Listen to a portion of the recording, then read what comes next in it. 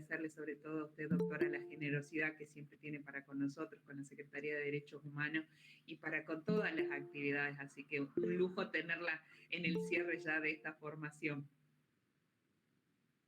Bueno, muchísimas gracias, Eliana.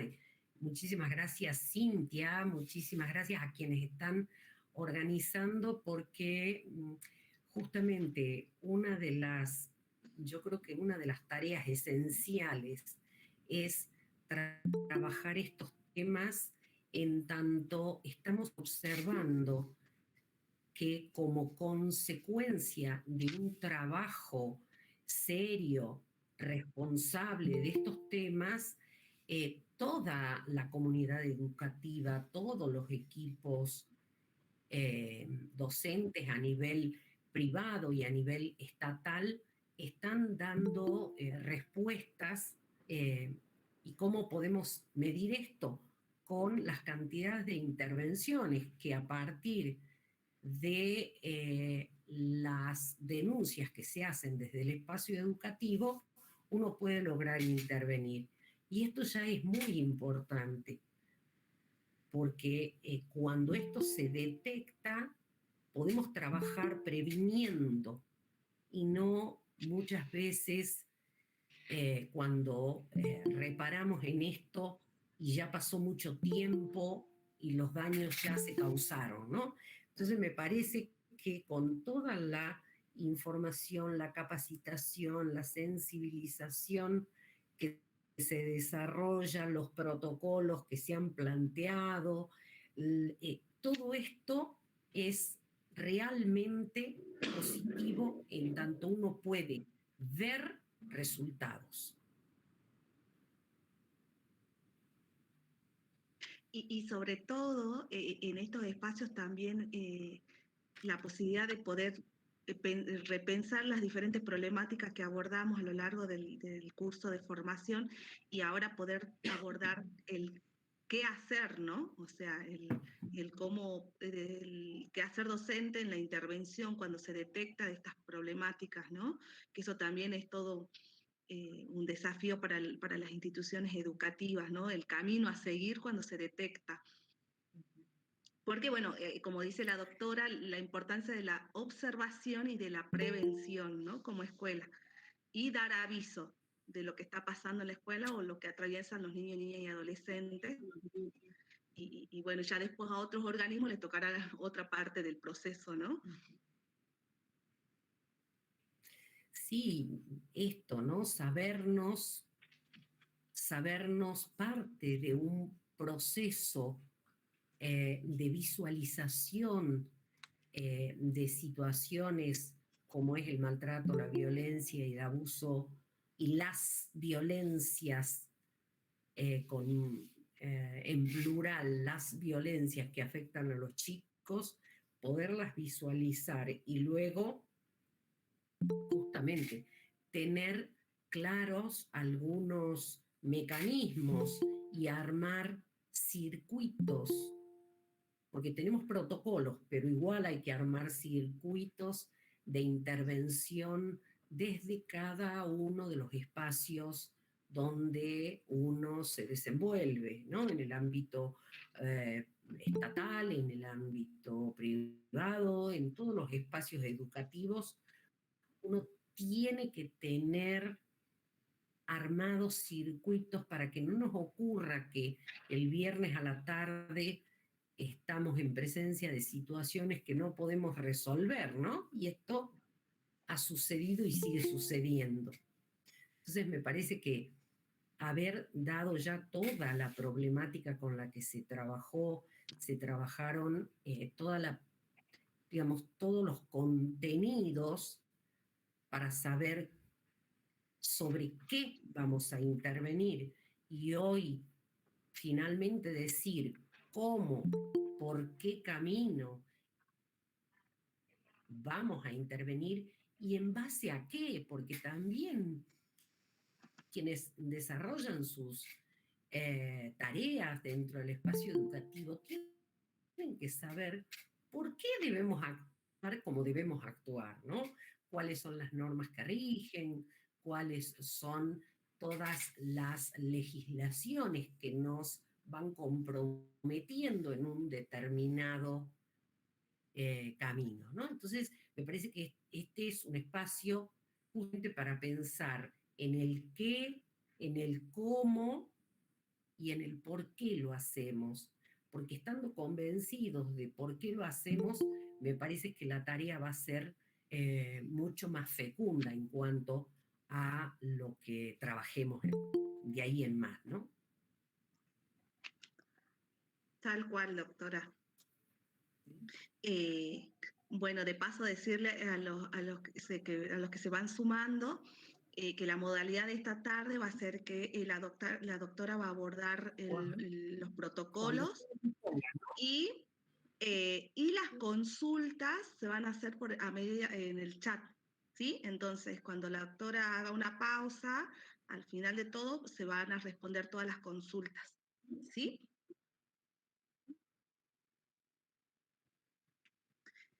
Liana, ¿querés que, bueno, les voy a comentar un poquito el tema del currículum de la doctora Matilde Alonso? Ella es abogada, además de abogada es mediadora y especialista en políticas públicas en niñez, adolescencia y familia, ¿no? Y en su experiencia laboral actualmente, ella es directora del Servicio de Asistencia a la Víctima del Ministerio Público de la provincia de Salta, ¿no? Del SAVIC. Y también es directora de la Oficina de Orientación y Denuncia del Ministerio Público Fiscal de la provincia de Salta. Es por eso también la importancia y la relación en el que tienen en este proceso de formación, ¿no? En los protocolos de intervención, porque justo en la jornada del viernes, del anterior encuentro, se abordaba de poder realizar consulta ante situaciones de grooming, es allí donde ella trabaja, ¿no? Donde se dio el 0800, donde Gonzalo Peñalosa facilitaba el número. Bueno, la doctora, ella es directora de estos dos espacios donde se orienta y donde se reciben las denuncias ante estas situaciones. Así que bueno,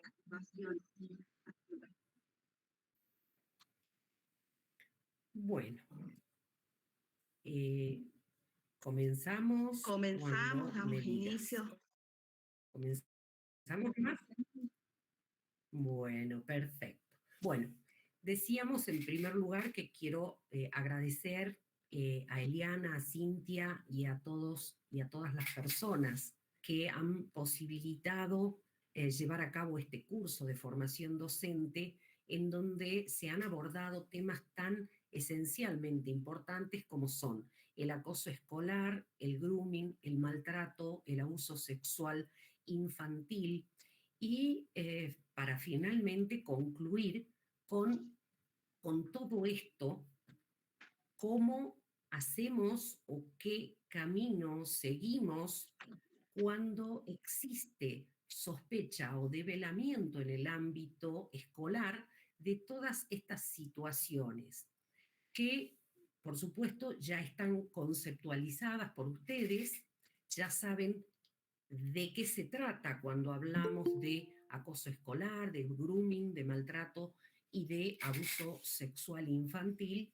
Y ahora lo que nos queda por transitar es qué hacer cuando observamos estas situaciones en nuestros espacios educativos, ¿no?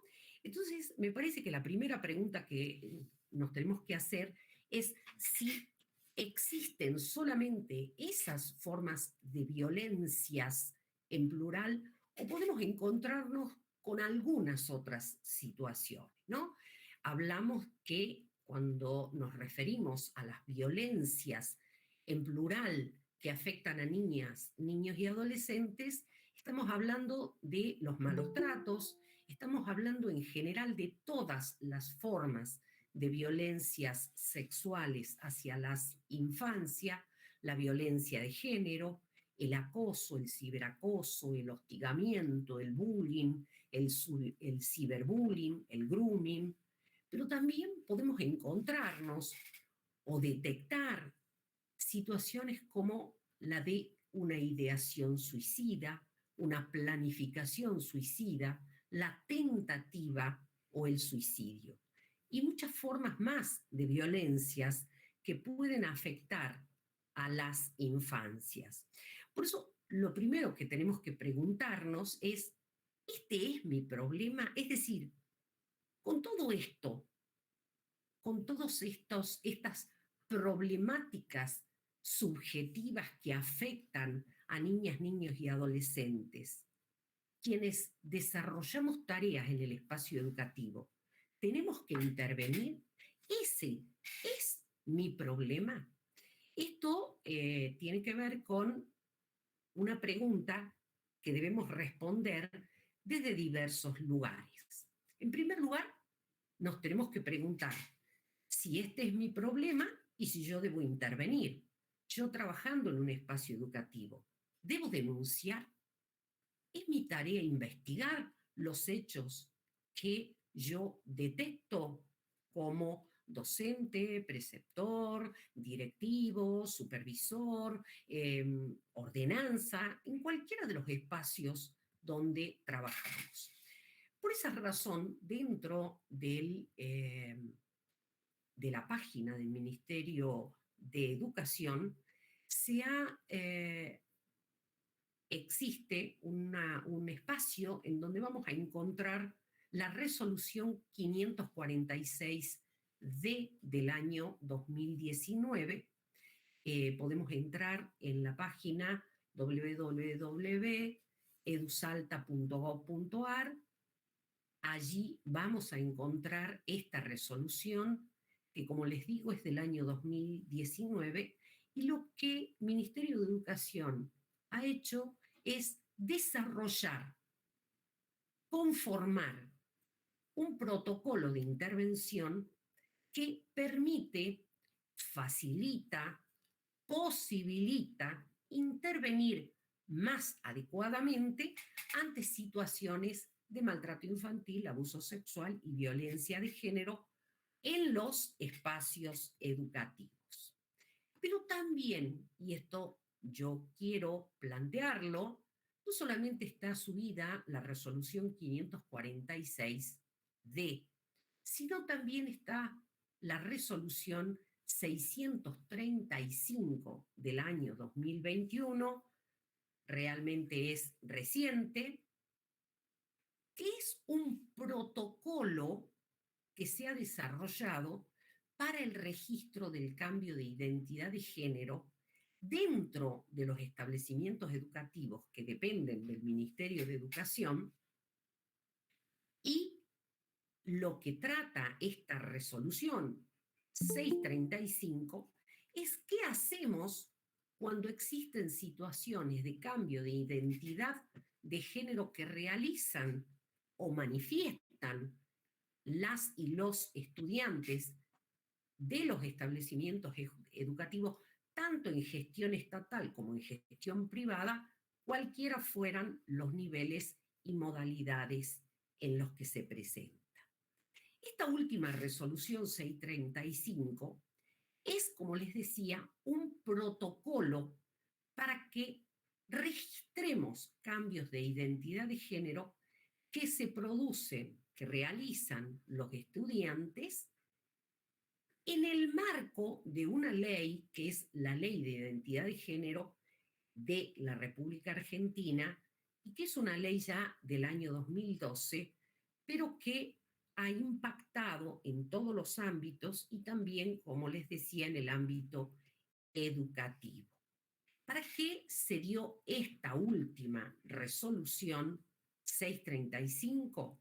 Para que podamos adecuar la documentación institucional, registros, libretas de calificaciones, cuadernos de notificaciones, etcétera, de los estudiantes que han realizado un cambio de identidad de género, sea que éste se haya realizado ya, que se haya cambiado el documento nacional de identidad de la o el estudiante, o que este cambio todavía no se haya realizado, pero con el objetivo de que se respete la identidad de género adoptada y el nombre de pila diferente al que la o el estudiante tiene consignado en el documento nacional de identidad.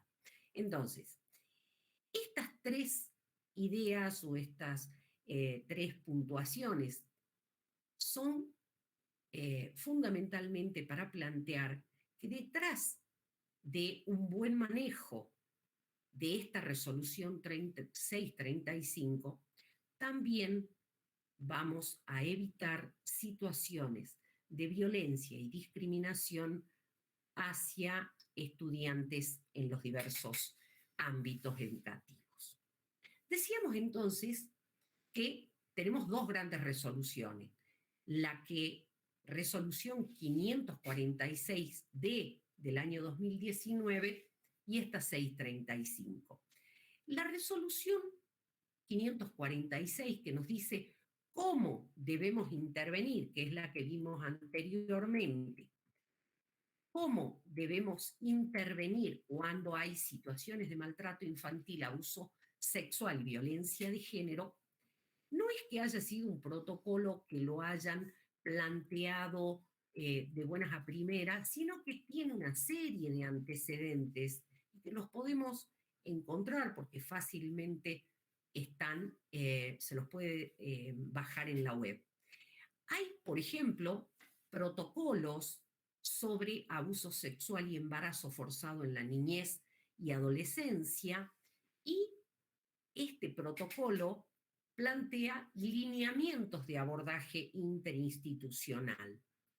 Otro instrumento que también lo podemos consultar es el de la Organización Mundial de la Salud, que nos determina una serie de pautas para la prevención del suicidio y que Organización Mundial de la Salud hizo este instrumento específicamente para darle elementos de intervención a quienes trabajan en el ámbito educativo, sean docentes o cualquier personal de la institución. También, de la mano de UNICEF, se han dictado protocolos que nos ayudan para saber cómo intervenir o nos dan lineamientos o guías cuando estamos en presencia en situaciones de bullying o de situaciones de discriminación racial y xenofobia. Todos estos protocolos vienen a darnos mecanismos, herramientas, instrumentos para que nos sea más fácil actuar cuando debamos hacerlo. Uno de los protocolos que más incidencia tuvo en la construcción de la resolución 546D de la provincia de Salta es el protocolo de actuación que de la mano de UNICEF se realizó para actuar ante situaciones de violencia física, psicológica, sexual, acoso y hostigamiento sexual. Todos estos los podemos encontrar en la web. Decía que la resolución 546D, que nos dice cómo intervenir cuando estamos en presencia de todas esas formas de maltratos y violencias hacia las infancias, lo que nosotros tenemos que puntualizar es cuál es el marco legal, el ámbito de aplicación, cuáles son las obligaciones que como funcionarios en el ámbito de educación tenemos y cuáles son las características que tiene que tener una denuncia con sus principios y criterios de intervención. El primer punto es el marco legal, es decir, ¿cuál es el sustento jurídico? ¿Cuál es la normativa que da apoyo y sostiene la creación de este protocolo? Es decir, ¿en qué leyes se basa? ¿En qué normas se sustenta? En primer lugar, y se los dejo aquí, acá está la página de la resolución 546D, que se dictó el 17 de julio de 2019, y allí está el sitio en el que la vamos a encontrar. A este protocolo, que en verdad es una guía de intervención. La primera pregunta es, ¿la conocemos? ¿La conocemos a la resolución 546D? Y esta pregunta se hace en razón de que se hizo en su momento una encuesta, una evaluación, y se llegó a que más del 46% no conocía, dentro de las personas que trabajan en el ámbito de educación, no conocen la resolución 546D. Yo creo que con todos estos espacios de información vamos a llegar necesariamente, y a eso aspiramos, que el 100% de las personas que desarrollan funciones en el ámbito de educación pública y privada conozcan esta resolución. Pero la pregunta es, ¿sobre qué normativa se basó?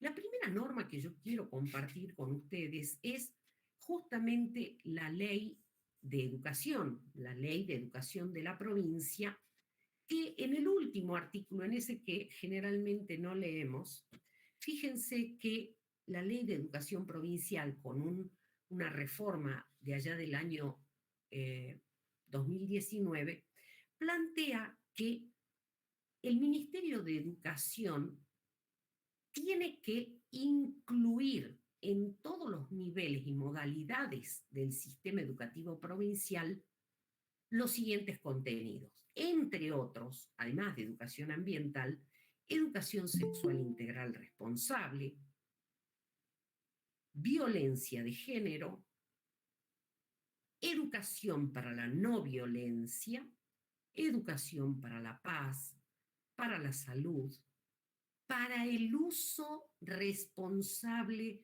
de las tecnologías de información y comunicación, TICs, para la prevención de las adicciones y otros. En estos contenidos que el Ministerio de Educación debe incorporar, en estos contenidos justamente están todas las temáticas que se encuentran atravesadas en estas problemáticas que pudimos ya ir conceptualizando en los otros módulos, y ahora vamos a ver qué hacemos con esto. Pero no solamente decimos que estos protocolos nos dicen cómo actuar, porque hay una ley, que es la Ley de Educación, que nos dice que tenemos que trabajar sobre estos contenidos, sino que también el protocolo se basa en el respeto de derechos que están contenidos ya en la Constitución Nacional, en convenciones como la Convención sobre los Derechos del Niño, las convenciones para eliminar todas las formas de discriminación contra la mujer, la Convención para la sanción, prevención y erradicación de todas las violencias contra la mujer, la Ley de Educación, la Ley de Educación Integral, Sexual Integral, la de prevención de trata de personas y asistencia a las víctimas, las leyes de identidad de género y de violencia contra la mujer. Todas estas normas, al igual que la ley para la promoción de la convivencia y el abordaje de la conflictividad social en las instituciones educativas, las reformas que se han dado al Código Penal, leyes provinciales como la Ley de Protección de Víctimas de Violencia Familiar, la Ley de Protección Integral a Niños, Niñas y Adolescentes de la provincia de Salta, la Ley para la Protección de Derechos y Garantías de Víctimas, las leyes que hablan o nos hablan de los derechos de las víctimas en el Código Procesal Penal de la provincia de Salta. Entonces, todo este conjunto, este marco de norma que no vamos a desarrollar, pero sí tenemos que ser conscientes de que todo ese sustento normativo es el que le da fuerza, firmeza y sostiene este protocolo de intervención. Es decir, no es algo que se le ha ocurrido a alguien, sino que es la aplicación de todas las normas que venimos mencionando en cuanto a las problemáticas de maltratos, violencias, abusos hacia la infancia y el cómo lo vamos a aplicar. Porque una vez que nosotros sabemos que estamos en presencia de un maltrato, de una violencia o de un abuso, tenemos que tener lineamientos para saber, bueno, ¿y ahora qué hago con lo que conozco? Y entonces surgen estas preguntas. ¿A quién se aplica el protocolo y quién es el responsable de aplicar el protocolo para saber cuáles son las responsabilidades que nos caben? En primer lugar, el ámbito de aplicación del protocolo es todo establecimiento educativo de gestión estatal y privada. Ese es el ámbito de aplicación en todos los establecimientos. ¿Y sobre qué temas se va a aplicar este protocolo? Cuando estemos en presencia de sospecha o develamiento de malos tratos infantiles, que es un concepto que enmarca muchas modalidades y tipos de violencias, también aplica a los casos de abuso sexual, que también es un concepto que abarca distintas formas y que ustedes las han ido desarrollando, entre ellas el abuso sexual simple, el abuso sexual con acceso carnal, el grooming, entre otros. Y las violencias de género, que son todas esas formas de violencias contra las mujeres y contra integrantes del colectivo LGBTIQ+ no binario. Otra cuestión es preguntarnos sobre cuáles son las formas, tipos y modalidades que comprende. Y allí volvemos a repetir, son todas las formas de vulneraciones de derechos de niños, niñas y adolescentes en los establecimientos educativos detectados o sospechados. Pero ya vamos a ampliar este concepto. Vamos a aplicarlo en todas las situaciones de violencia, tipos, modalidades y ámbitos de los que ya ustedes estudiaron y también sobre estos otros temas, suicidios, intentos, ideaciones, maltrato infantil en general, abuso sexual, violencias de género, no solo hacia la mujer, sino hacia diversidad sexual.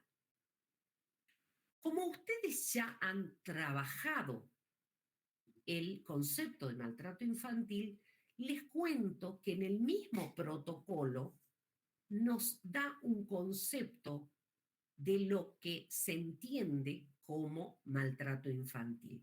A esto lo vamos a pasar, pero quiero recordarles que si ustedes lo necesitan, allí está un concepto de lo que para el protocolo se entiende como maltrato infantil, que son todas las formas de maltrato físico, emocional, sexual, abandono, trato negligente, explotación, es decir, todas las formas de maltrato que por acción o por omisión producen un daño de cualquier tipo a una niña, niño o adolescente. También el protocolo contiene un concepto de lo que se considera como abuso sexual. Y allí da un amplio concepto en el que se encuentran contenidas todas las formas de abuso que puede sufrir una niña, un niño o un adolescente y que como tiene tantas múltiples modalidades de presentarse, se habla de violencias sexuales, aunque cuando habla de abuso sexual lo hace en referencia al nombre que lleva el delito cuando se comete contra niños, niñas y adolescentes, porque así está nominado a partir del artículo 119 del Código Penal. Pero si hablamos de todas las formas, podemos hablar también de las violencias sexuales. Entonces, si necesitan, tenemos referenciado el concepto en el protocolo. Y en relación a todas las formas de abusos sexuales hacia niñas, niños y adolescentes, el protocolo nos habla siempre y nos recuerda que estamos en presencia de abuso sexual cuando hay una relación desigual de poder y de violencia, cuando ésta puede contener o estar presente una violencia física o no, pero siempre va a haber una situación de abuso de poder. Esto lo pasamos rápidamente porque ustedes ya lo han trabajado. Pero también el protocolo nos dice que debemos intervenir cuando conocemos situaciones que tienen que ver con violencias de género en el espacio educativo.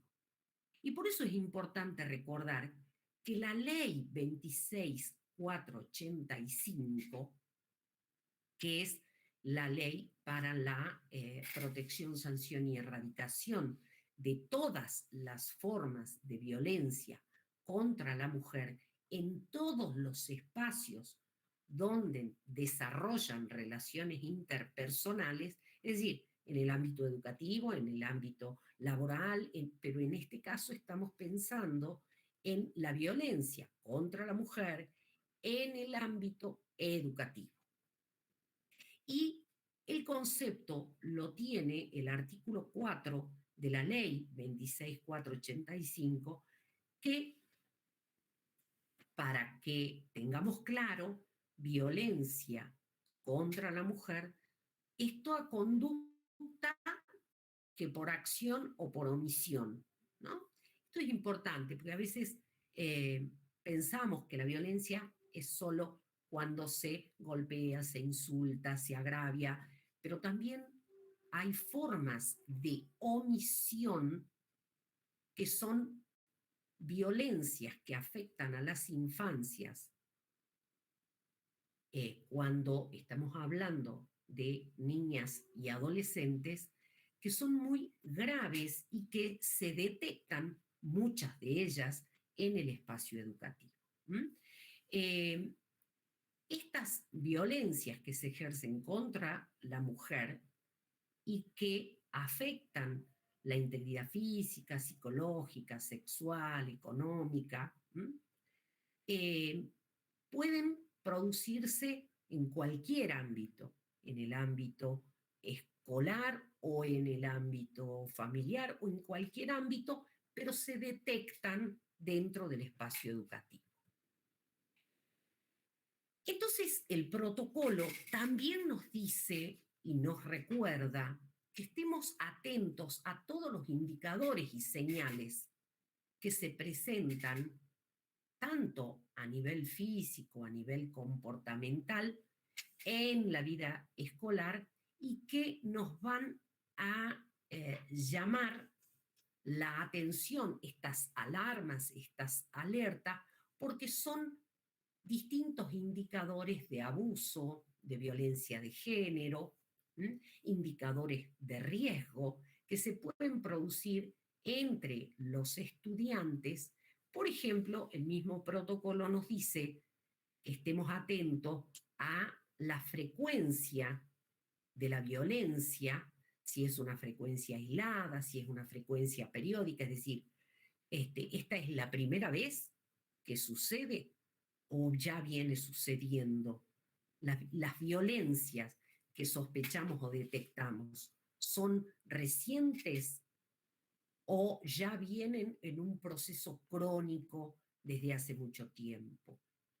En esas violencias que sospechamos o develamos dentro del espacio, nos hablaron del uso de armas, nos mencionan que hayan actitudes posesivas o controladoras de parte del agresor, porque todos esos indicadores, esas alarmas, nos van a ser necesarias para cuando informemos y pongamos en conocimiento, no olvidemos de relatar estas señales, estas alarmas.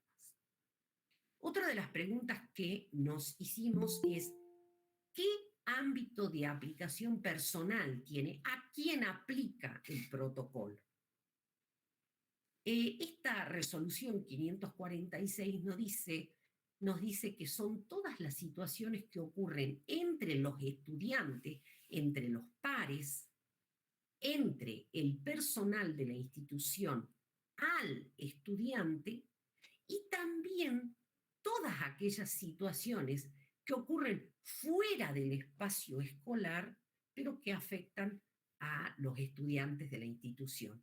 ¿Por qué hacemos pie en esto? Porque sabemos que la escuela es una caja de resonancia de todas aquellas situaciones de maltrato que ocurren dentro del ámbito intrafamiliar.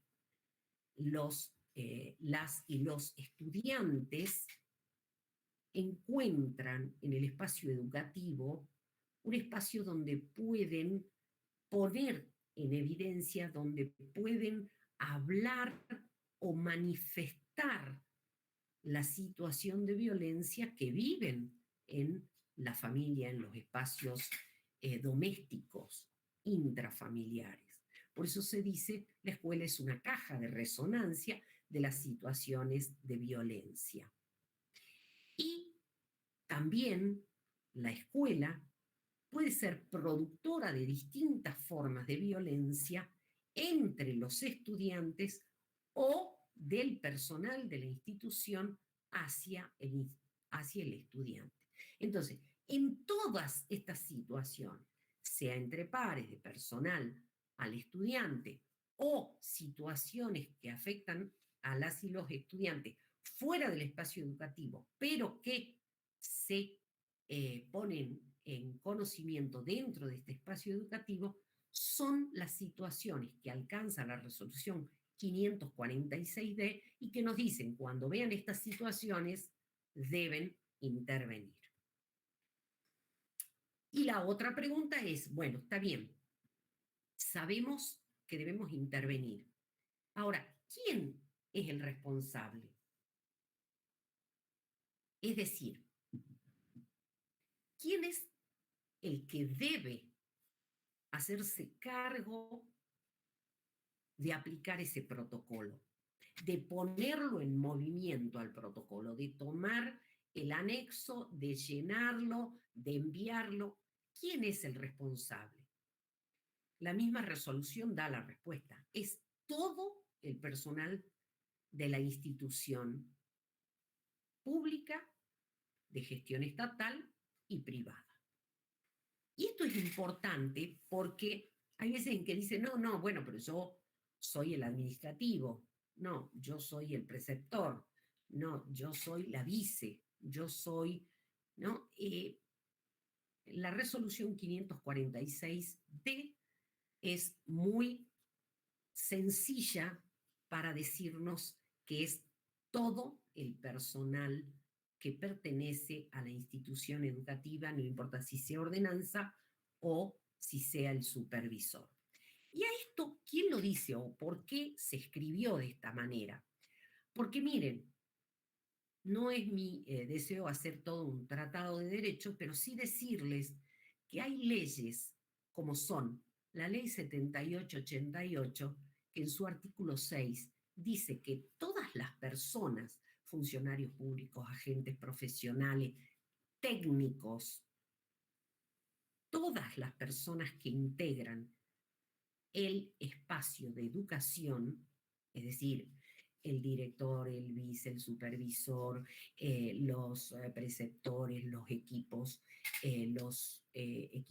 técnicos que son los del programa de orientación escolar, la ordenanza, todos los que integran, todas las personas que integran y prestan servicios en establecimientos educativos son responsables de denunciar. Lo dice la ley. Y además agrega que si esas personas que son responsables de aplicarlo omiten hacerlo, van a incurrir en el incumplimiento de los deberes de funcionarios públicos. Pero también nos dice algo muy interesante, y esto es bueno destacarlo, porque siempre está el fantasma de, bueno, claro, pero si yo no tengo certezas de esto que tome conocimiento, pero me parece que tengo duda de que haya sido así, pero bueno, cuando nosotros somos integrantes de un establecimiento educativo, tomamos conocimiento por sospecha o develamiento de un hecho de todos estos de maltrato, violencia o abuso, y hacemos una denuncia, y la hacemos, por supuesto, de buena fe, nosotros tenemos lo que se llama inmunidad administrativa, civil y penal. Porque antes corría todo un rumor de que decían, no, pero vos no te hagas la denuncia, después van a venir y te van a iniciar daños y perjuicios, te van a denunciar por falsa denuncia, no sé cuántas cosas nos decían para hacernos temer, para tener temor de cumplir con nuestro deber. Por eso la ley hoy es muy clara. Estamos obligados a hacer la denuncia, y si hacemos una denuncia de buena fe, tenemos inmunidad. Pero no es solamente esta ley la que nos lo dice, también lo dice la Ley de Protección de Derechos de Niños, Niñas y Adolescentes, que es la Ley 7970 en el artículo 10, que nos dice, frente a toda amenaza y o vulneración de derechos, hay deber de comunicar al órgano administrativo. Es decir, toda vulneración de derechos que se sospecha o se devela en un espacio educativo, tenemos el deber, la obligación de comunicarlo. ¿Y quién es el órgano administrativo? Lo vamos a ver después, pero ya se los cuento, es la Secretaría de Primera Infancia, Niñez y Familia de la provincia de Salta, que en la ciudad de Salta está en la calle Vicente López 428. En el artículo 72 del Código Penal también nos dice que en todos aquellos delitos donde los chicos y las chicas, niños, niñas y adolescentes sean víctimas, todos los adultos que conocemos esta situación tenemos la responsabilidad y la obligación de denunciar, porque son delitos, se entienden, de acción pública. Por eso estamos todos obligados cuando lo conocemos. Entonces, a esa pregunta de si este es mi problema, sí es mi problema, porque si no lo hago, estoy incumpliendo con mis deberes.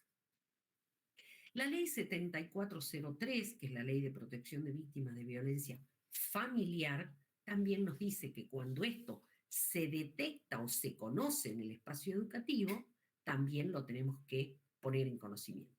Igual que la Convención de Belén do Pará. Y yo quiero contarles este artículo del Código Civil Comercial de la Nación, que para mí es esencialmente importante. ¿Por qué les digo que es esencialmente importante?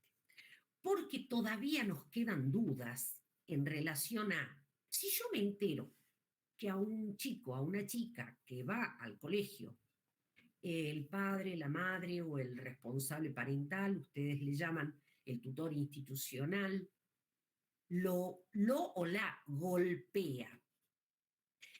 Pero le preguntamos y bueno, sí, no sé, fue la primera vez, tenemos que intervenir. Fue un chirlo, fue una trompada, fue un cintarazo. Tenemos que intervenir. Miren, en el año 2015, el Código Civil Comercial se reformó y en este artículo nos da claridad que cualquier forma de maltrato está prohibido. Y acá lo dice puntualmente. Se prohíbe el castigo corporal en cualquiera de sus formas. Los malos tratos y cualquier hecho que lesione o menoscabe física o psíquicamente a los niños o adolescentes está prohibido. ¿Qué significa esto? Que no es que hay una graduación frente a un chirno no voy a actuar, si son 2, pero no son tan graves tampoco, y si son 3, pero es más grave. No, acá no hay graduación. El golpe es golpe, el castigo corporal es castigo corporal. Y esto es importante. Y uno dice, bueno, pero ¿por qué? ¿Por qué tenemos que intervenir? Porque una de las obligaciones que tenemos como adultos responsables, que somos responsables de la protección de los chicos, chicas y adolescentes en el ámbito escolar, porque somos parte de ese sistema proteccional de las infancias, nosotros sabemos que cuando se interviene en las primeras manifestaciones de la violencia, el pronóstico en la intervención es mucho más positivo que cuando hablamos ya con un proceso crónico de malos tratos. Es decir, debemos aprender a intervenir en las primeras manifestaciones. Y para que nos quede claro, un chirlo es maltrato, sí, sí lo es. No solamente cuando hablamos de, ¿se acuerdan que decíamos frente a todas las formas de violencia? Muchas veces estamos en presencia de casos como la medicalización o patologización de las infancias, ¿no? Esto de esta situación que se ha dado en denominar un maltrato por medicalización. No estoy hablando de una medicación controlada, sino estas formas de malos tratos que tienen hacia las infancias para mantener a los chicos de una manera químicamente cuidada. No estoy hablando de la medicación que requieren las infancias cuando hay algún diagnóstico y algún tratamiento médicamente o a través de equipos de salud que están custodiados. Estoy hablando de las formas de maltrato. También otras formas de maltrato cuando los niños son utilizados como trofeo para herir a los adultos, cuando son utilizados como instrumento para obtener ventaja o como objetos para castigar al otro adulto, o como los niños que llevan y traen información de un adulto a otro adulto, porque muchas de esas formas, de distintas formas de maltrato hacia las infancias, han terminado en femicidios vinculados. ¿Qué es eso de femicidios vinculados? El femicidio vinculado es cuando hay un varón que mata a una persona muy importante para la mujer. En este caso, matar al hijo para herir a la mujer es un femicidio vinculado y los hemos conocido. Y esto nos hace pensar en que podemos intervenir cuando existan manifestaciones de malos tratos y evitar que se lleven esas situaciones a extremos. Fíjense que la imagen, ustedes ven aquí una imagen, ¿no? El tironeo que se da sobre todo cuando las parejas, los padres, las madres, como fuere constituido ese grupo familiar, tironean frente a la separación de los adultos, el cuerpo del niño es tironeado, ¿m? Y en ese tironeo eh, estas personas, niñas, niños y adolescentes, están sufriendo un maltrato que a veces no lo dicen, pero sí lo actúan. Por eso es importante, frente a todas esas formas de violencias con las que nos podemos encontrar, aprender que hay muchas formas de malos tratos que los vamos a ver. Por ejemplo, marcas en el cuerpo, digamos, desgarros, quebraduras. Eso tal vez lo podemos llegar a ver como formas de maltrato, pero hay otras formas de malos tratos que no se ven, y entonces a esas formas de maltrato las tenemos que poder eh, encontrar a través de la escucha atenta de niños, niñas y adolescentes. Y otra forma de maltrato que también tenemos que entender es una fuga de hogar. La fuga de hogar de niños, niñas y adolescentes fue siempre considerado como una contravención, este chico que se escapa de la casa. Lo que tenemos que aprender es a decodificar qué hay detrás de una fuga de hogar de un chico. Generalmente los niños no huyen de la felicidad, generalmente de un lugar donde se respetan sus derechos, no se escapan, pero si se produce una fuga de hogar, hay que aprender a decodificar y no a tener como, bueno, se escapó, es un mal chico, es una mala chica. Eso es un prejuzgamiento y es desconocer lo que significan las distintas formas de maltrato y los mecanismos que utilizan chicos y chicas para salir del sufrimiento. Pero no solamente esto, porque, digamos, sabemos que las formas clásicas, por ponerle un nombre, de malos tratos, ya más o menos las vamos conociendo, tanto a las formas por acción como a las de omisión. Pero resulta que ahora el uso de la tecnología ha venido a dejarnos un escenario en donde la violencia digital y la violencia de género digital hacia niñas, niños y adolescentes también tenemos que aprender a detectarlas en el espacio educativo.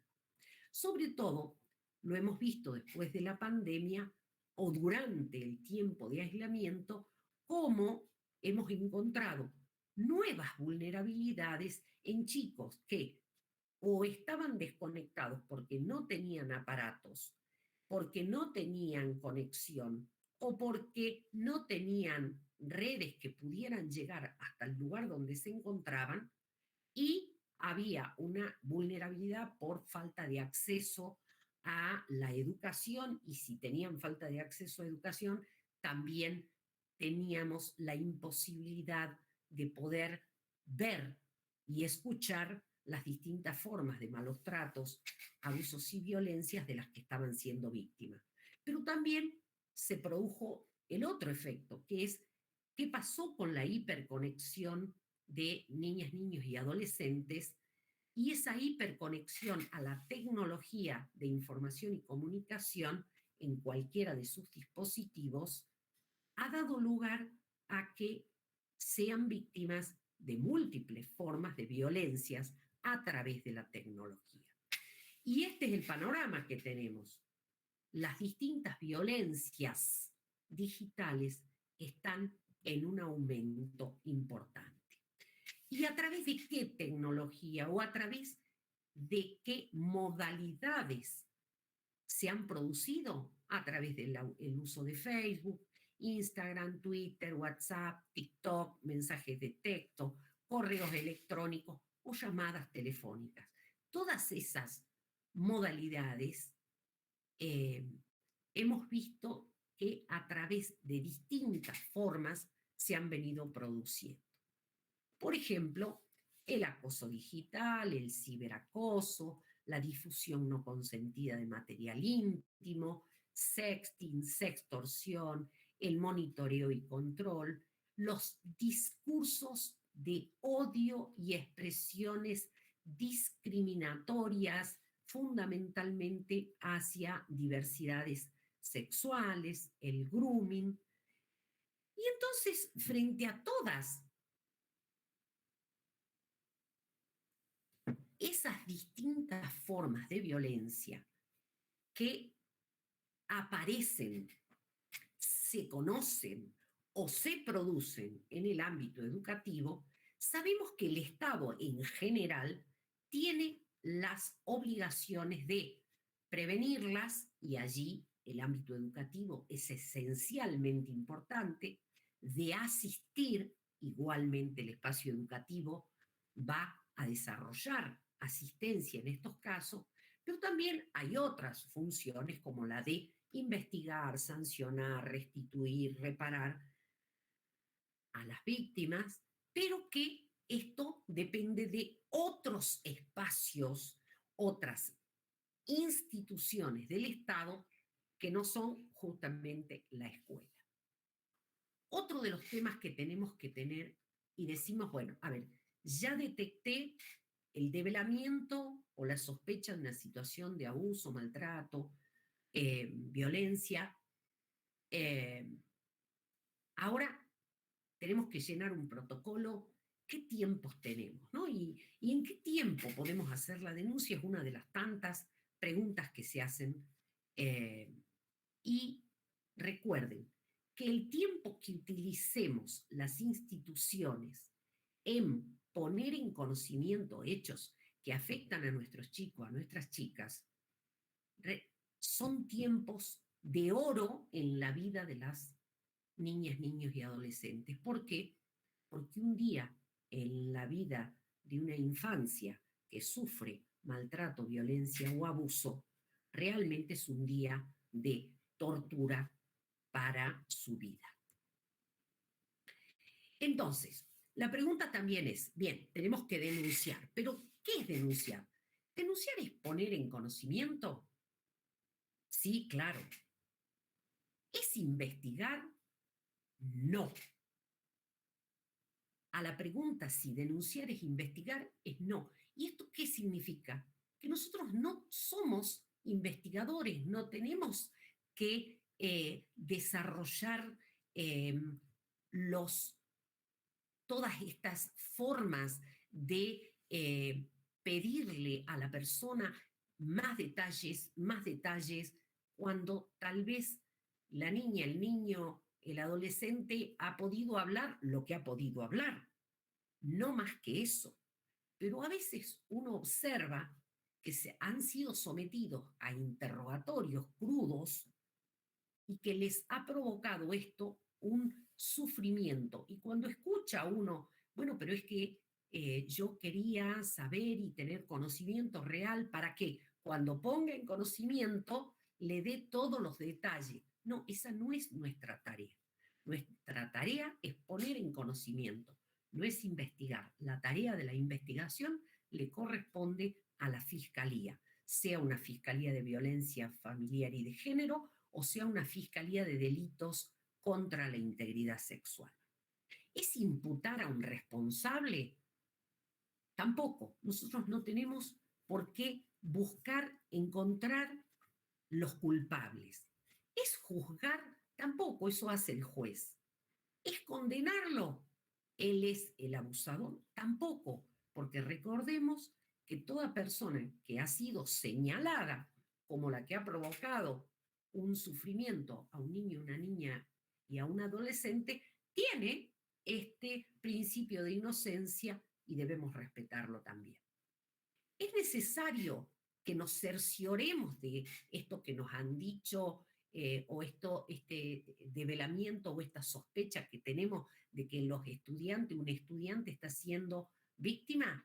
No tenemos que cerciorarnos del hecho, porque a veces, por hacer tareas que no nos competen, ponemos en riesgo nuestra propia persona.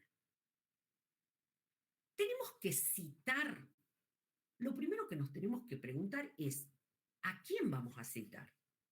Si nosotros tenemos una situación de un abuso extrafamiliar, es decir, el niño, la niña, en el espacio educativo, nos cuenta que está siendo víctima de un abuso fuera de la casa, vamos a citar a los responsables parentales, al tutor institucional, para que sea esta persona quien, anoticiada del hecho, haga la denuncia, etcétera, etcétera. Ahora, si la persona que está produciendo el daño, el maltrato, la violencia o el abuso es la misma persona que es el tutor institucional que vive en la casa, si citamos a esta persona, no solamente corre riesgo la víctima, y corre mucho riesgo la víctima, sino también la persona que lo está citando. Porque recuerden que estamos poniendo al descubierto una situación que se debe investigar por los canales de investigación fiscal como corresponde, ¿no? Entonces, nos tenemos que preguntar, si citamos, ¿a quién citamos? Tenemos que conciliar cuando hay maltrato, cuando hay violencia. La respuesta es no. La violencia no se concilia, la violencia no se media, porque no hay forma de mediar en temas de violencia. Entonces, nos preguntamos, bien, ¿cuáles son los principios que integrantes del sistema educativo tenemos que tener en cuenta? Lo primero es, cuando yo piense en medidas o decisiones, siempre tengo que tener como el norte de nuestra intervención al interés superior. ¿Y esto por qué? Porque muchas veces, cuando pensamos en cómo decidir, decidimos pensando en los adultos, en el padre, en la madre, en el tutor institucional, en lo mejor para los adultos. No, lo que tenemos que pensar es cuál es el interés superior de esta niño o adolescente víctima de violencia. El segundo principio es el derecho que tienen estos chicos a ser escuchados. La escucha, una escucha activa, una escucha empática, una escucha que mira al sujeto, que mira a la persona en su integralidad, ¿no? Es una escucha adecuada. Respeto por esto no tiene que, cuando uno o devela una situación de dispersar personas que tengan un afolo y remitirlo a la dignidad. Otros principios. Eliminar es revictimizar, que se genera como violencia institucional.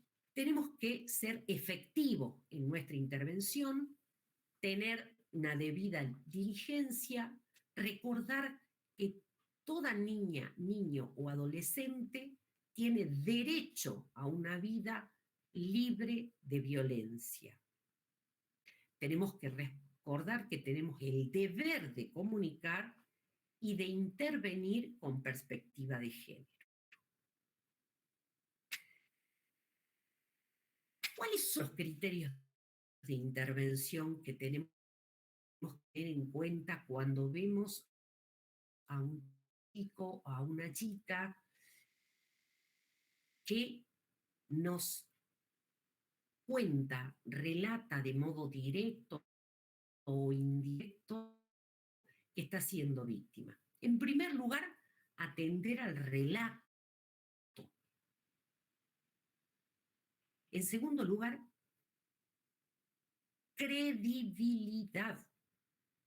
Es decir, creer en la persona que nos lo está diciendo. Nosotros somos muy proclives, nos resulta muy fácil creer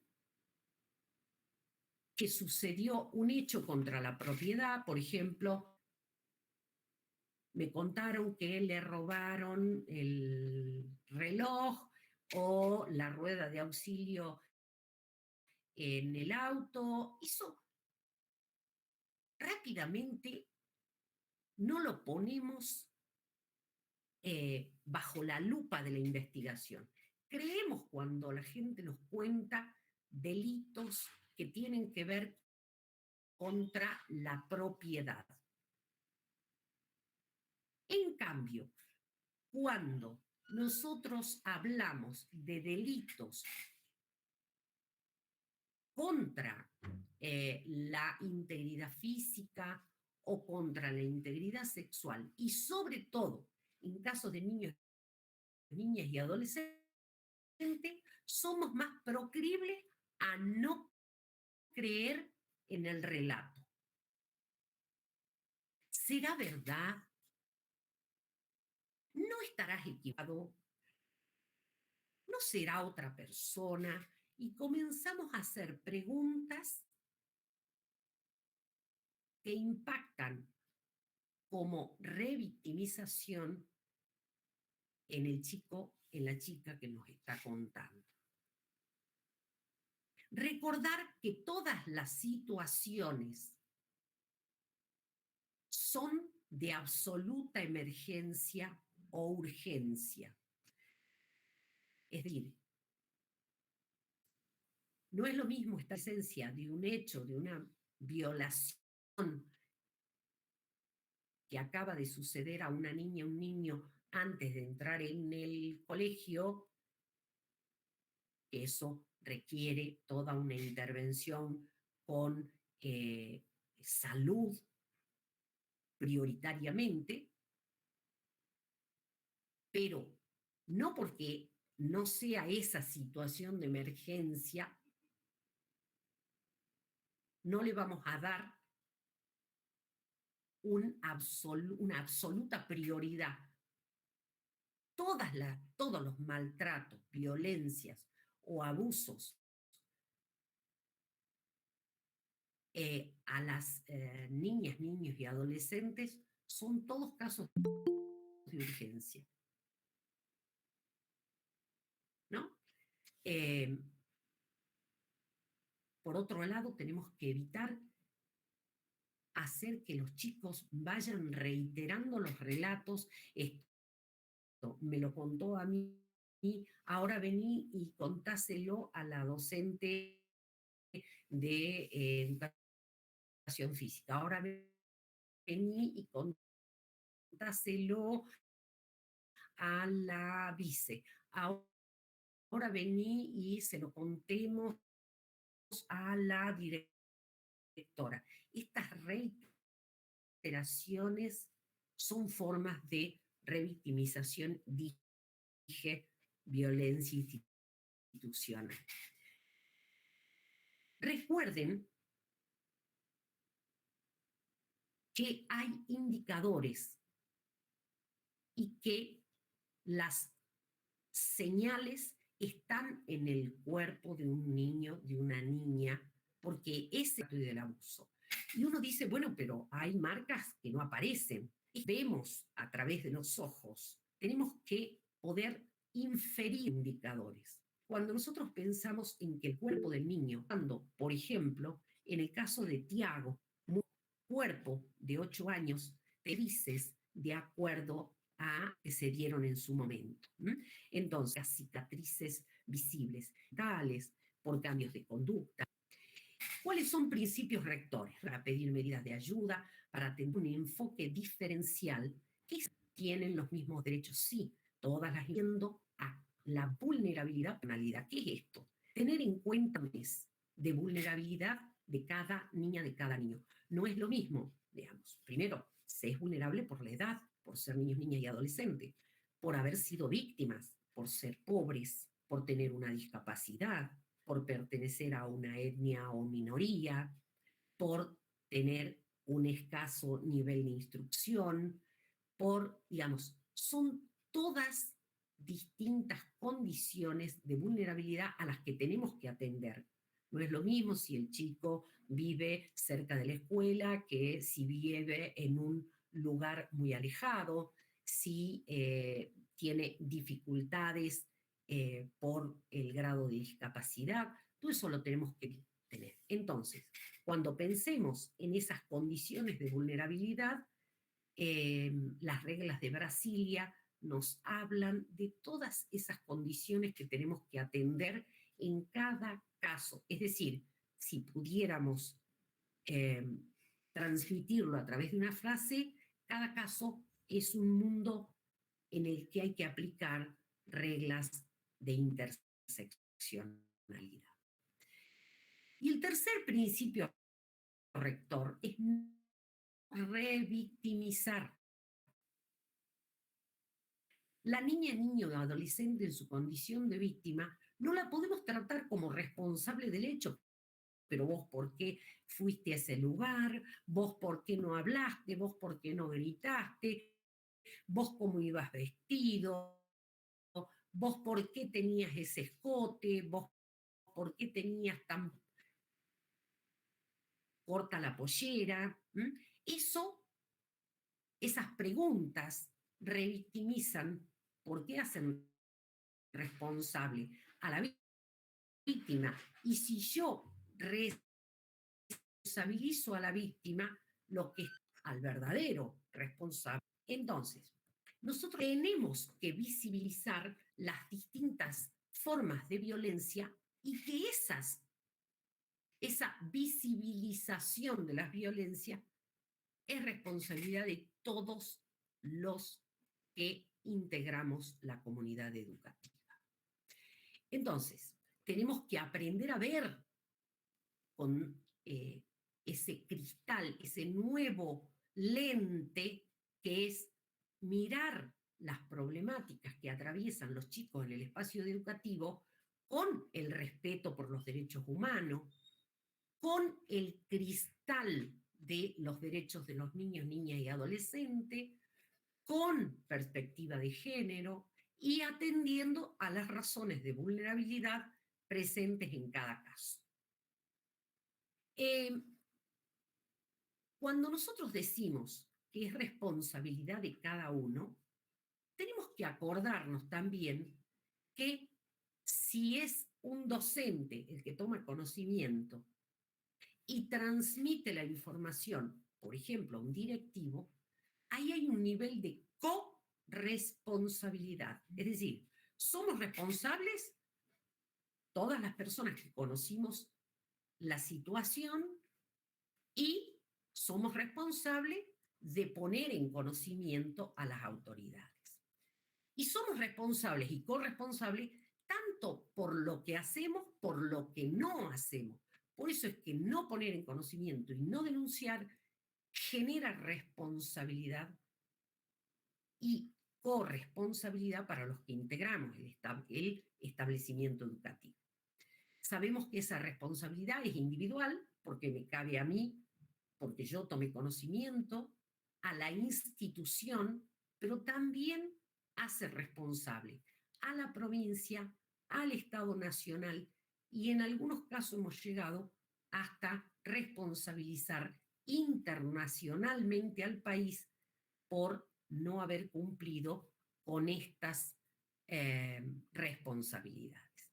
Sabemos que cuando hablamos de responsabilidad también tenemos que tener en cuenta que la responsabilidad por acción o por omisión, por no cumplir con estos protocolos, con este poner en conocimiento todos los hechos que hemos ya estudiado, genera una responsabilidad administrativa, es decir, la responsabilidad que tengo porque soy docente del primer grado de la escuela 40-50 administrativa, porque esa responsabilidad tiene que ver con decisiones que van a tomar en el ámbito educativo el Ministerio de Educación.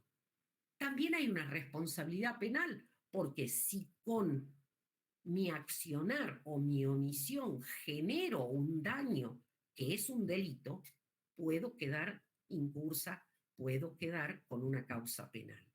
Y también hay una responsabilidad civil, porque de los daños que se ocasionan hay obligación de restituir y reparar. Entonces, ¿qué hacer? Es la pregunta y ya vamos llegando al final. ¿Qué tenemos que hacer? Lo que tenemos que hacer es desarrollar perspectivas adecuadas de intervención. Lo primero es informarnos. Este espacio está hecho para eso, informarnos. En segundo lugar, tenemos que revisar nuestros mapas conceptuales, porque a veces actuamos o intervenimos en el sentido común, que a veces es el menos común de los sentidos. Revisar nuestros mapas conceptuales que están llenos de preconceptos en cuanto a temas que tengan que ver con maltratos, violencias, violencia de género, abuso sexual, y desarrollar, decíamos, perspectivas adecuadas de intervención. ¿Cuáles son los instrumentos o herramientas que tenemos? Más importante, aprender a mirar las distintas formas, tipos, modalidades y ámbitos en las que vamos a encontrar temas de violencias, malos tratos, abuso, violencia de género. Aprender a escuchar, porque no solamente es un derecho el ser escuchado, sino el que además estas chicas, víctimas de las distintas, en cuenta. Aprendamos a preguntar, debemos preguntar. En realidad, ¿cómo lo formalizamos? En la resolución, y es el formulario de comunicación y registro de la evidencia o sospecha de un posible caso de maltrato, abuso sexual o violencia de género. Ahí está clarito. Tengo que poner en comunicación la sospecha o el develamiento en estos casos. ¿Qué deben contener? ¿Qué debe contener? Mire, nos pasa que el anexo que es un formulario que ustedes lo van a encontrar, dice, habla del nombre de la niña o del niño, pertenece al establecimiento número tal, y luego tiene unos cuantos renglones para enunciar la situación de posible maltrato, abuso o violencia. Pero además, ¿qué debe contener? Debe contener el nombre y apellido completo de la niña, niño o adolescente, la edad, el número de DNI, el nombre y apellido de la madre, en el caso del que lo tenga, del padre, en el caso de lo tenga, el nombre y apellido del tutor o tutora, que a veces pueden no coincidir el tutor institucional con el nombre de la madre o del padre, puede ser un tercero. Los domicilios, los teléfonos y todo otro dato de interés que ustedes en los registros tengan. ¿Por qué? Porque nos pasa que a veces llegan los formularios con el nombre de la niña, por ejemplo, Pérez, María, quinto C. Refiere situación de violencia física.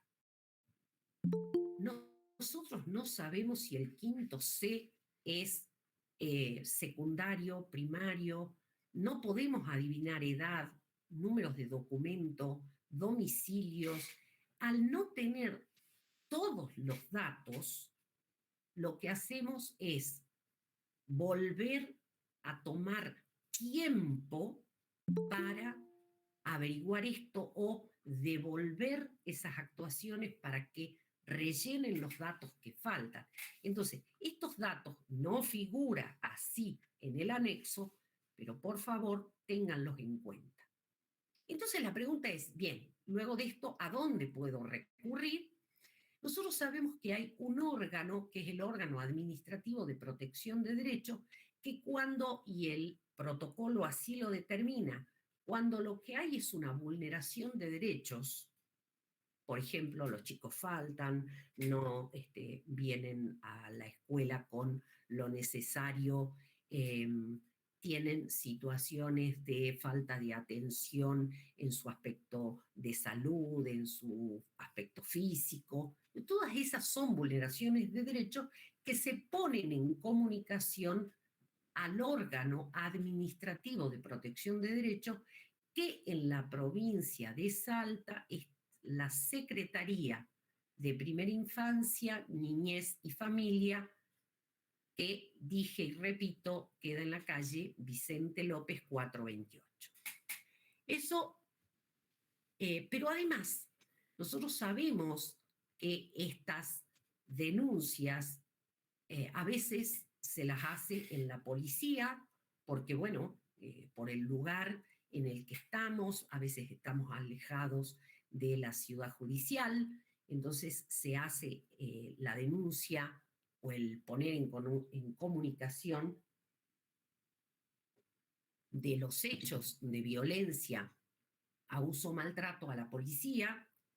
También se puede hacer la denuncia ante el Ministerio Público Fiscal, es decir, a la Fiscalía Penal, que puede intervenir, o una Fiscalía Penal común, o una Fiscalía de Delito contra la Integridad Sexual, o una Fiscalía de Violencia de Género. Bueno, según la situación va a intervenir una Fiscalía. Entonces, pongo en conocimiento del órgano administrativo cuando hay vulneración de derechos. Cuando hay un delito, a la policía, al Ministerio Público, y también, que esta es la que comúnmente se utiliza, al Servicio de Asistencia a la Víctima y a la Oficina de Orientación y Denuncia, que en Distrito Centro, en Ciudad Judicial, queda en el primer piso, en el pasillo F. Tiene una línea telefónica gratuita, tenemos servicios de asistencia a la víctima en Tartagal, Orán, Capital y Metam.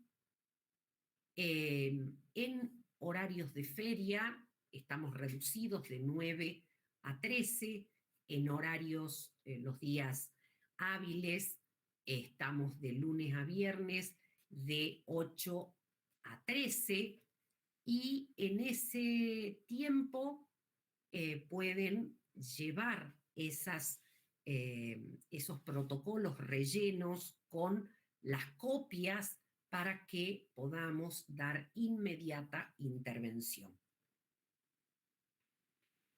Perdón, teníamos también la Oficina de Violencia Familiar y de Género, que está en la Ciudad Judicial, en el Poder Judicial. También tenemos el Polo Integral de las Mujeres, en donde hay áreas que trabajan con niños específicamente, con mujer, y que queda en la calle Siria 611, Siria y Rivadavia. Dentro del polo está la Oficina de Violencia de Género del Poder Judicial, y también está la Fiscalía Penal de Violencia Familiar y de Género del Ministerio Público. Y también tenemos, y esto es importante tenerlo en cuenta, no solo para cuando tenemos que trabajar con el protocolo, sino en casos de la vida particular, hay una página web que es la página www.denunciasweb.gov.ar, donde podemos, a través de la web, de una manera muy sencilla, muy simplificada, hacer denuncias sin tener que ir a la policía o a la fiscalía o a la ciudad judicial. Entonces, este es un sitio que yo les recomiendo lo tengan presente porque les va a servir.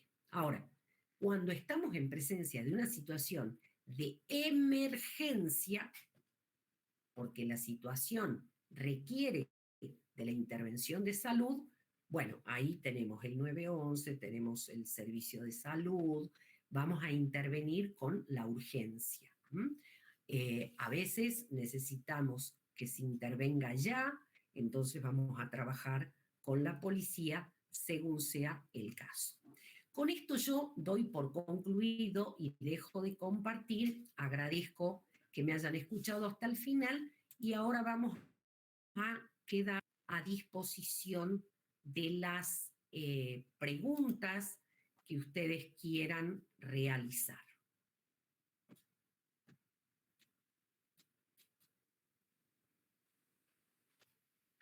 Bien, muchas gracias, doctora. Muy claro todo, así que, bueno, ahora comparto las consultas que fueron realizando los diferentes participantes.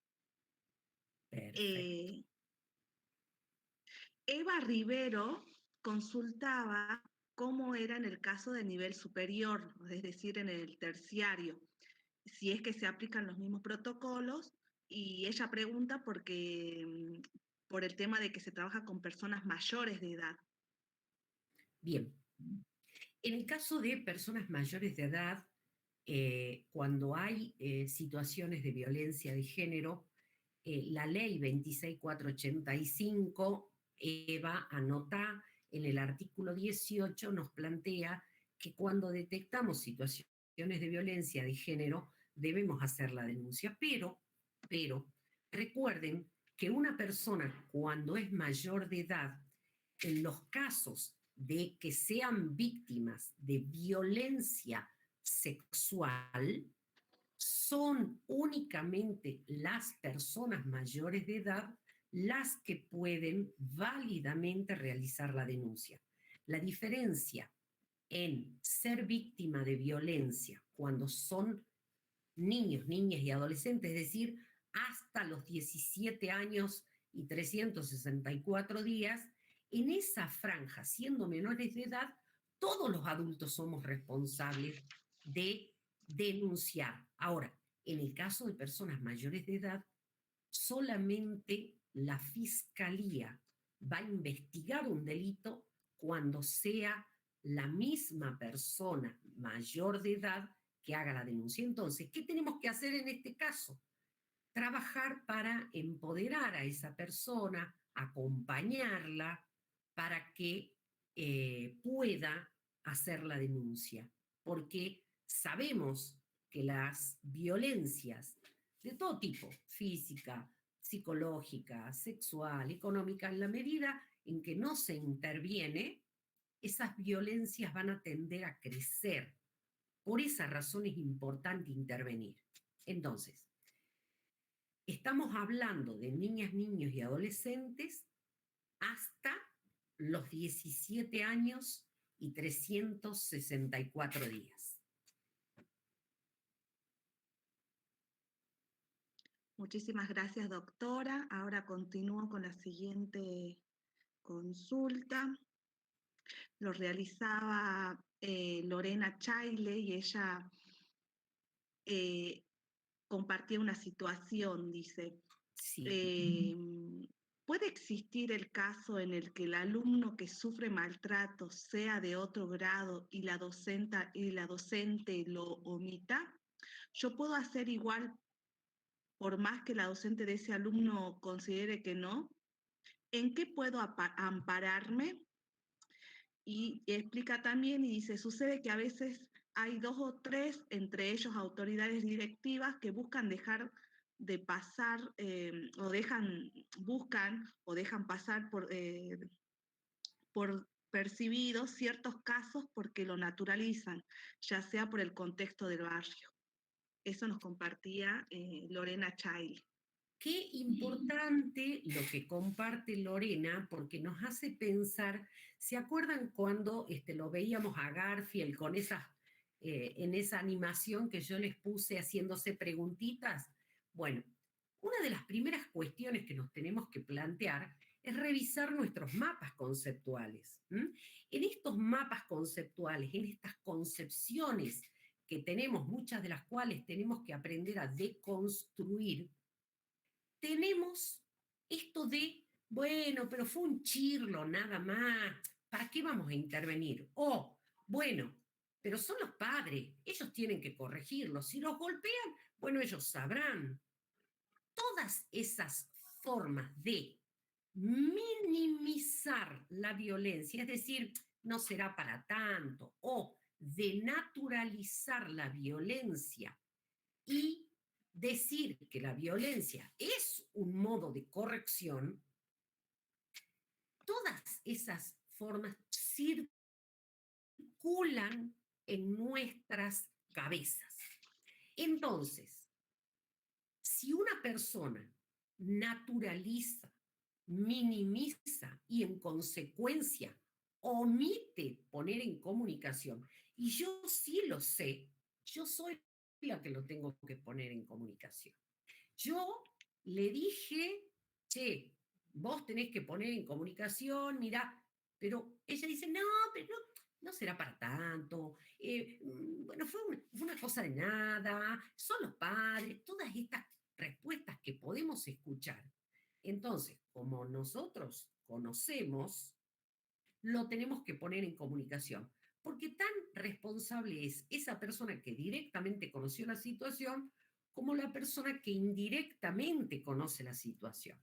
Cuando yo, desde la oficina de orientación y desde el servicio, tomo conocimiento de una situación de violencia que afecta a un chico o a una chica, también estoy siendo responsable de comunicar. ¿Se entiende? Entonces, sea que lo supe directamente, sea que lo conozco indirectamente, sea que sea el chico de séptimo y yo soy maestra del primero, o al revés, soy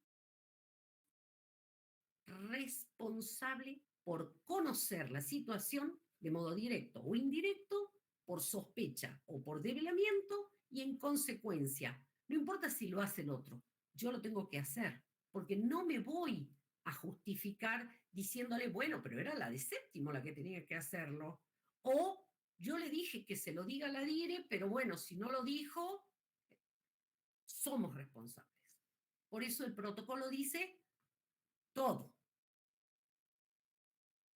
Doctora, y justo con lo que usted explicaba, ¿es recomendable que ese informe se haga una copia, es decir, la docente que emita el informe tenga una copia de recibido para que también se resguarde de alguna manera?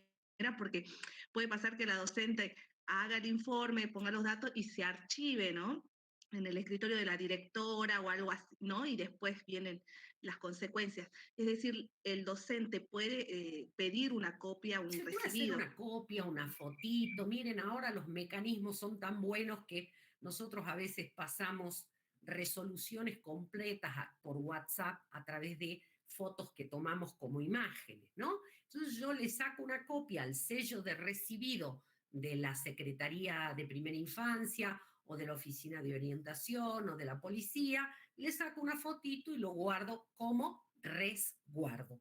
Ahora, eh, es importante también que el establecimiento educativo, cuando ha hecho un acta, por ejemplo, saque copia del acta, saque copia del anexo, saque copia de el oficio que lo remite la directora o la vicedirectora, remite todos los datos, que saque un juego y se quede con una copia, porque si nos llevan dos, generalmente nos quedamos con las dos, entonces les queda el cuaderno con un sello.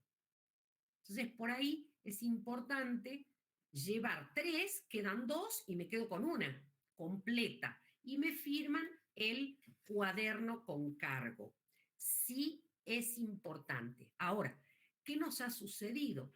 A partir del tema de la pandemia y aún por casos que ocurren en zonas alejadas de centro, nos han mandado vía mail, y vía mail también nos ha, digamos, la comunicación es válida, es formal. Hemos recibido por mail, eh, nosotros nos hemos encargado de imprimir el anexo, de imprimir la nota, de imprimir todo, y lo mandamos a la autoridad que corresponda, a la Fiscalía, a la Asesoría de Menores, al Juzgado de Violencia Familiar y de Género. Entonces nosotros hacemos 3 intervenciones y a través del correo recibido, nos ha pasado con Salvador Massa, que hemos hecho esta recepción y lo hemos recibido y les hemos contestado formalmente, recibimos correctamente el correo, se remitió a tal lugar. ¿Mm? Entonces, eso les queda como resguardo porque utilizaron como medio de información el mail. En el caso de que lo hagan por la vía web, les queda un código y ese código les permite hacer una búsqueda y un seguimiento de la denuncia realizada. Bien, buenísimo, doctora, gracias. Después, Fabiana Castillo consulta. ¿El protocolo de intervención se aplica para alumnos de escuelas secundarias de 18 o más años de edad? El protocolo lo que plantea es que es para situaciones de violencia en casos de niños, niñas y adolescentes. Si uno va al protocolo, lo plantea. ¿Por qué? Porque los niños, niñas y adolescentes de la franja 0-18, 0-17 y 364 días son personas menores de edad y el sistema de protección de sus derechos no solo pasa por el padre, la madre o el adulto responsable, sino por todas las instituciones donde transitan los chicos. Si estamos en el ámbito educativo y detectamos violencias, tenemos deber de informar, o en el espacio salud, o en el espacio social, en donde vaya. Ahora, con personas mayores de edad, como le contestamos a Eva, hay que ver en cada caso. En el caso de que se trate de situaciones de violencia, a ver, por ejemplo, voy a dar un ejemplo. 2 personas mayores de 18 años generan una amenaza de muerte. En medio del son estudiantes, hay una amenaza de muerte. La amenaza de muerte es un delito de acción pública. La debe denunciar cualquier persona. Debemos intervenir porque hay una situación de riesgo. ¿Sí? Ahora, en el caso de que detectemos, esto es en el caso de que detectemos un delito, en el caso de que detectemos una situación de abuso sexual a una joven, por ejemplo, mayor de 18 años, tenemos que acompañarla para que pueda hacer la denuncia, no solamente para ser restituida o reparada en lo que implica hacer una denuncia, sino también para que este agresor, este abusador, no siga generando víctimas, porque este es uno de los gravísimos problemas que tenemos. O sea, digamos, en el silencio de las víctimas de violencia sexual hay agresores que siguen haciendo, siguen abusando, siguen violando, porque las víctimas han sido silenciadas. Entonces, sabemos que tenemos que ayudar a las personas, pero solamente la víctima mayor de edad es la que puede formalmente iniciar un proceso penal. Es decir, si yo voy y hago una denuncia de violencia sexual por una persona adulta, la fiscalía llama a la persona adulta y esa persona adulta dice, mire, yo no quiero que esa denuncia siga, lo que yo hice se diluyó en la nada. Entonces, ¿qué es lo que tenemos que trabajar? Asistir ayudar, acompañar, empoderar a la víctima para que pueda ser. Ahora, ¿saben qué es lo que yo vengo observando después de tantos y tantos años? Como cada caso, aunque parezcan parecidos, son distintos, porque cada caso tiene que ver con una historia de vida diferente. Entonces, en los casos en los que es fácil darse cuenta si estamos con niños, niñas y adolescentes, en todos los casos tenemos que intervenir.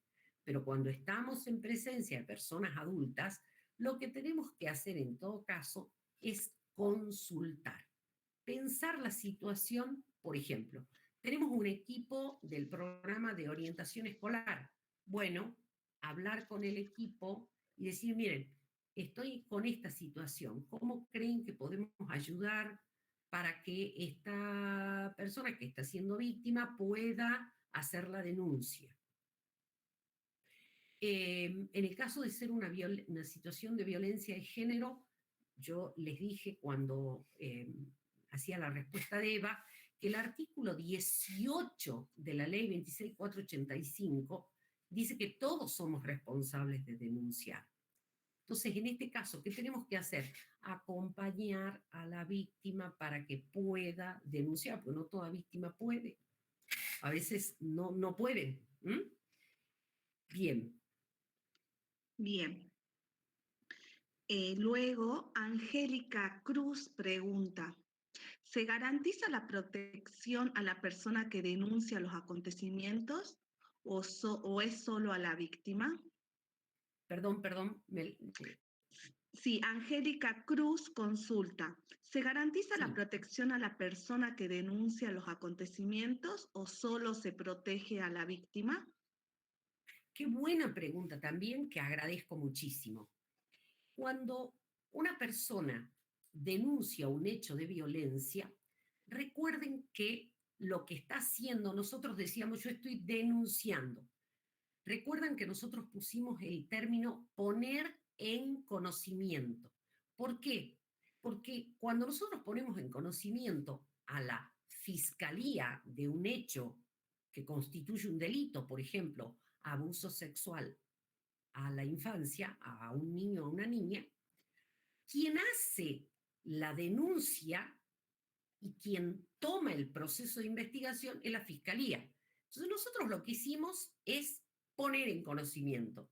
La denuncia formal la realiza a partir de lo que ustedes comunican la fiscalía. En el caso de que sean chicos, va a trabajar también la asesoría para que formalmente esa denuncia quede realizada.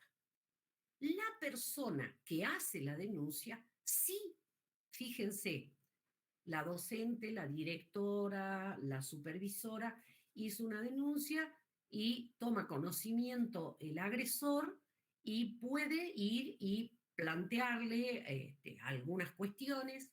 Entonces, esa persona puede solicitar a la misma autoridad o hacer una denuncia por la web, por la policía o en la oficina de orientación, por ejemplo, por amenaza, o que por haber por haber puesto en conocimiento una situación de la que está obligada a poner en conocimiento, está teniendo alguna consecuencia, solicita medidas de protección para ella, para su familia, por ejemplo, que el agresor no se acerque al establecimiento, que el agresor no se acerque a esa persona que puso en conocimiento o a su familia, digamos, todas estas son posibilidades para quien pone en conocimiento. Bien, gracias doctora. Después también Katia Huerga pregunta, ¿compartirán el PowerPoint? Tiene información muy importante, dice. Sí, por supuesto, yo se lo paso a Cintia y ella lo tiene a disposición de quien le resulte útil. Muchísimas gracias, doctora. Luego, Beatriz Madril pregunta, ¿qué debemos hacer como institución educativa cuando se hace un pedido de intervención en la Secretaría de Primera Infancia y no se obtiene respuesta? Bien, una de las cuestiones que tenemos que entender es que cuando interviene la Secretaría de Primera Infancia, ellos son el denominado órgano administrativo de protección de derechos para saber si la situación en la que se encuentra el chico exige o requiere que se lo saque de ese lugar y se busque un adulto protector hasta tanto se resuelva. Entonces, ¿qué nos sucede? Que hay una serie de plazos. Por ejemplo, vamos a un ejemplo claro. La Secretaría observa que una niña es abusada en el mismo lugar donde el adulto que la debiera proteger es el mismo adulto que la está abusando. Se saca esa niña de ahí, pero no tenemos o no encuentra a la Secretaría con quién dejar a esta niña para no desarraigarla de su medio familiar, de su medio social. Entonces, por ejemplo, esta niña queda en un hogar, en un instituto, hasta tanto se resuelva. Después hay plazos, ellos tienen plazos, tienen que ir y decir, la puse en un instituto, estoy buscando familias referentes para que esta niña esté protegida, entonces hay que judicializar esa medida que han dispuesto, entonces a veces pasa tiempo. Yo lo que les quiero es explicar que a veces pasa tiempo. Ahora, ¿qué ocurre si ustedes desde la escuela pusieron en conocimiento, por ejemplo, voy a dar un ejemplo, el padre golpea a la niña, entonces ustedes hacen una denuncia, ponen en conocimiento, pasa el tiempo y ven que el mismo adulto es el que la fue a buscar al colegio.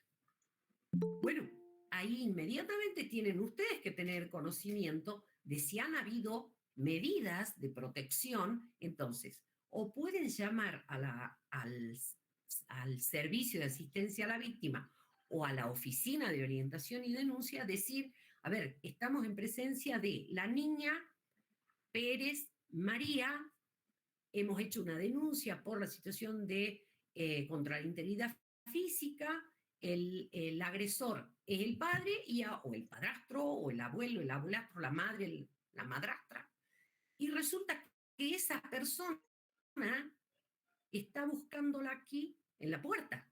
¿Hay medidas de protección vigentes para esta chiquita? Porque el establecimiento puede estar ignorando que, por ejemplo, este hombre estaba detenido, salió y volvió al mismo lugar. Y a veces la escuela se entera antes que el sistema judicial, ¿no? Entonces, tienen derecho a conocer si hay medidas dispuestas porque pueden encontrarse con situaciones de desobediencia judicial por parte de los agresores. Esa es una de las tantas. Buenísimo.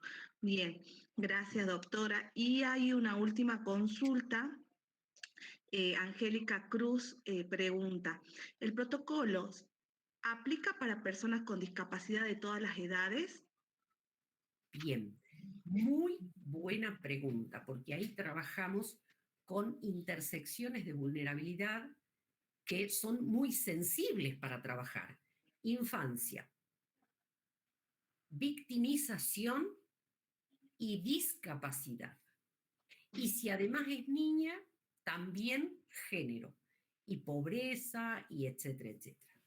Para todas las situaciones en donde una persona con discapacidad sea víctima de cualquier forma de violencia, maltrato o abuso, en cualquiera de los ámbitos, escolar, extraescolar, familiar, el establecimiento educativo debe poner en conocimiento, porque allí hay estas razones de vulnerabilidad. Y tan es así que en los casos de discapacidad no solamente se aplican todas las normas, las reglas, que todo el marco jurídico que protege a los niños, niñas y adolescentes, sino que hay que poner un más con la Convención de Derechos para las Personas con Discapacidad, que es todo un marco jurídico que protege a las personas, y en especial si son niñas, y en especial si son niñas, digamos, que pertenecen a la franja etaria 0-18, y también si son mujer, ¿no? Entonces, todo esto es como un plus de protección que tienen las personas en razón de esas condiciones de vulnerabilidad. Es decir, estamos tan obligados porque son niños y más obligados por la condición de persona con discapacidad. Bien, muchas gracias, doctora. Y bueno, esa sería la última consulta que realizaron. Y después diferentes compañeros, Elizabeth, Marcelo Cañada, Alejandra Delgado y Esteban González, agradecen ¿no? su disertación, excelente como siempre, excelente exposición, muy clara en todo en su exposición, muchas gracias. Y Katia dice, muchas gracias, excelente forma de comunicar tan necesaria información. Así que bueno, con eso muy bien detallada y clara la clase, dice Lorena Chaile. Carla García también agradece, ¿no? por el conocimiento, la experiencia y la información que nos brindó en esta tarde, doctora. Muchas gracias. Gracias a cada una de las personas que han escuchado y que de acá sacan algún instrumento, alguna herramienta para la gran caja de herramientas que deben tener las personas que pertenecen al establecimiento educativo, que son personas que van juntando herramientas para intervenir, porque bueno, somos las personas que como adultos referentes en diversos ámbitos, ustedes en educación, nosotros en justicia, los otros en salud, somos responsables de la protección integral de los derechos de niños, niñas y adolescentes, y detectando esas situaciones en las primeras manifestaciones, vamos a lograr que nuestros chicos a corto, a mediano y a largo plazo no tengan hipotecado su presente y su futuro. Pues los chicos sí son el futuro de la nación, pero antes son hoy nuestro presente. Si no los cuidamos hoy, cuando se vulneran sus derechos, no pensemos en un futuro libre, en un futuro íntegro para estas personas, ¿no? Así que bueno, la agradecida soy yo de que algo de todo esto les sirva a alguien de los que están acá. Gracias, doctora Eliana. Ahí está. Muchísimas gracias, doctora Alonso. Como siempre, es un placer poder escucharla. Ha sido una jornada sumamente interesante. Estas devoluciones, el poder intercambiar con usted, la verdad que es sumamente enriquecedor su trayectoria, su experiencia. La verdad nosotros la valoramos muchísimo. Le agradecemos nuevamente que haya aceptado la invitación de la Secretaría de Derechos Humanos. Estamos cursándole otra nueva invitación para otro nuevo espacio para poder seguir trabajando y multiplicando justamente esta herramienta, porque coincidimos con usted, verdaderamente tenemos responsabilidades todos como agentes del Estado y sobre todo también como parte integrante de cada una de las diversas comunidades en trabajar y aportar a la defensa y a la protección de niñas y adolescentes, así que agradecerle nuevamente la generosidad, la predisposición y a cada una de las personas asistentes que se han quedado en cada uno de los encuentros, que han aceptado también esta invitación y bueno, esperamos que sea un espacio de mucho provecho. Vienen nuevas fechas, vienen nuevas capacitaciones, así que seguramente con algunos de todos ustedes nos estaremos volviendo a encontrar. traerles el saludo de la secretaria, de la doctora Mariana Reyes, también el reconocimiento para ella, que como cabeza de la Secretaría nos ha posibilitado estos espacios, nos permite siempre poder avanzar y generar estas construcciones, así que la verdad nosotros muy agradecidos de la participación, bueno, y agradecerle particularmente a Cintia, a mi compañera. Ella está ya haciendo uso de su licencia prontamente por paternar nuevamente, y ha sido una gran compañera, los ha asistido, ha estado respondiendo a cada uno de los correos, así que bueno, agradecer también sobre todo a Cintia la gran tarea y el compromiso que tiene con esta gestión. Y a todos ustedes nuevamente, seguramente nos vamos a estar encontrando en cualquier otra oportunidad. Estamos trabajando también ahí en otro nuevo curso de acción, así que esperamos poder encontrarnos rápidamente.